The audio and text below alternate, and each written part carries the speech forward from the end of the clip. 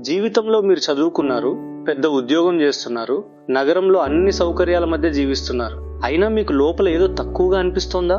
అది మీ తప్పు కాదు. దానికి కారణం మీరు మీ అసలైన స్వభావానికి దూరంగా జీవిస్తున్నారు. సమాజం మనల్ని మార్చింది, ప్రకృతి నుంచి దూరం చేసింది. అందుకే జీన్ జాక్స్ రూసో చెప్పాడు, ప్రకృతి మార్గంలో జీవించడమే నిజమైన జీవితం. అదే నేచురలిజం. నేచురలిజం మొదటి కోర్ ఐడియా, పుట్టుకతోనే మంచివాడు. రూసో మొదట చెప్పిన సత్యం చాలా గట్టిది. మనిషి పుట్టుకతోనే మంచివాడు. ఫర్ ఎగ్జాంపుల్, ఒక చిన్న పాపను చూడండి. అబద్ధం చెప్పదు, ఎవరిని మోసం చేయదు, ద్వేషం పెట్టుకోదు, చాలా స్వచ్ఛంగా ఉంటుంది. ఎందుకంటే ఇంకా సమాజం చేత చెడిపోలేదు. రూసో చెప్పాడు, మనిషిని చెడగొట్టేది ప్రకృతి కాదు, సమాజమే. అసూయ, అహంకారం, అత్యాశ ఇవి మనిషి లోపల పుట్టవు, ఇవి సమాజం నేర్పిస్తుంది. మీరు చిన్నప్పుడు ఎంత నిర్మలంగా ఉన్నారో అదే మీ నిజమైన స్వభావం. నేచురలిజం రెండో core idea, nature lesson.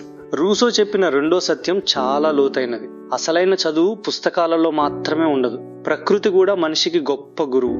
For example, ఒక చెట్టును చూడండి. దాన్ని ఎవ్వరూ ఎలా పెరగాలో నేర్పించరు, అయినా అది ఆకాశం వైపు ఎదుగుతుంది. ఒక నదిని చూడండి. దారి మధ్యలో రాయి వచ్చినా అది ఆగిపోదు, దాన్ని దాటి ముందుకు వెళ్తుంది. ప్రకృతి ప్రతిరోజు మనిషికి ఒక పాఠం చెబుతుంది. కానీ మనం ప్రకృతికి దూరంగా జీవిస్తూ ఆ పాఠాలను మరిచిపోయాం. పొలంలో పనిచేసే రైతుకు ఆకాశాన్ని చదవడం తెలుసు, వర్షం ఎప్పుడు వస్తుందో తెలుసు, నేల ఎప్పుడు దాహపడుతుందో తెలుసు. అదే అసలైన జ్ఞానం. మనిషి ప్రకృతిని అర్థం చేసుకున్నప్పుడు తన జీవితాన్ని కూడా అర్థం చేసుకుంటాడు. నేచురలిజం మూడో కోర్ ఐడియా, సమాజపు సంఖ్యలు. రూసో ఒక మాట చెప్పాడు, ఆ మాట చరిత్రలో మారుమోగింది. మనిషి స్వతంత్రంగా పుట్టాడు, కానీ అన్ని చోట్ల సంఖ్యలలో జీవిస్తున్నాడు. ఒక్కసారి మీ జీవితాన్ని ఆలోచించండి. పొద్దున్న లేస్తారు, ఆఫీస్కి వెళ్ళాలి అని పరుగులు పెడతారు, ఇంకొకరికంటే పెద్ద జీవితం కావాలి అని కష్టపడతారు, సమాజం చెప్పినట్టు జీవిస్తారు. ఇదే రూసో చెప్పిన సంఖ్యలు. చట్టాలు, హోదాలు, డబ్బు, పేరు ఇవి మనిషిని ప్రకృతికి దూరం చేస్తున్నాయి. మనిషి అసలైన స్వేచ్ఛ అంటే తనకు నచ్చిన విధంగా జీవించడం, తన అవసరాలను తానే నిర్మించుకోవడం. నేచురలిజం నాలుగో కోర్ ఐడియా, అసమానత. రూసో ఒక పెద్ద ప్రశ్న అడిగాడు, మనుషుల మధ్య అసమానత ఎందుకు వచ్చింది?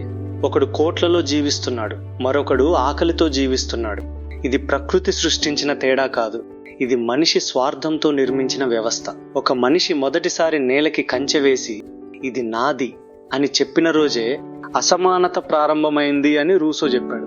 నేటి అసమానతకు కారణం ప్రకృతి కాదు, మనిషి స్వార్థమే. నేచురలిజం ఐదో కోర్ ఐడియా, భావాల స్వేచ్ఛ. రూసో చెప్పిన మరో గొప్ప సత్యం ఏమిటంటే మనిషికి తన మనసు మాట వినే హక్కు ఉంది.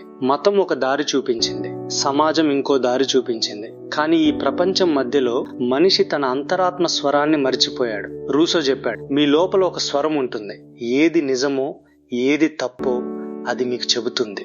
ఆ స్వరాన్ని వినండి, ఎందుకంటే అదే మీ అసలైన స్వభావం, అదే మీ ప్రకృతి శబ్దం.